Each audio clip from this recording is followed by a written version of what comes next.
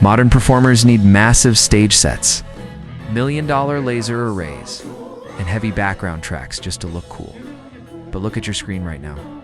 In 1964, all the Temptations needed to completely hypnotize an audience was a matching suit, a single microphone stand, and total, uncompromised discipline. When they dropped The Way You Do the Things You Do, it wasn't just a hit song. It was a psychological blueprint for effortless charm. Before this track, Motown was struggling to break the group into the mainstream. They had the voices, but they hadn't found their identity. Smokey Robinson stepped in and penned a song made entirely of goofy, borderline ridiculous romantic metaphors.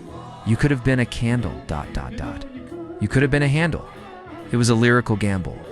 If their execution wasn't perfect, it would have sounded childish. But because their delivery was so smooth, and their movement was so unified, a song full of nursery rhyme metaphors became a romantic masterpiece.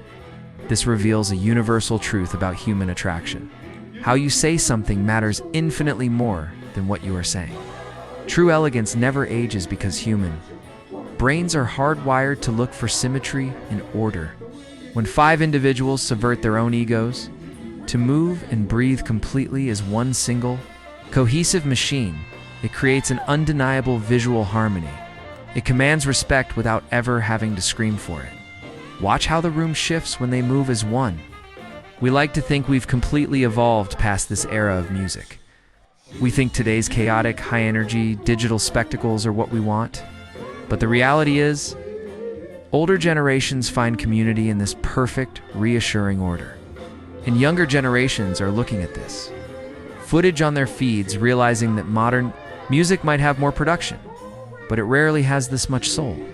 Decades later, the suits are still sharp. The steps are still flawless.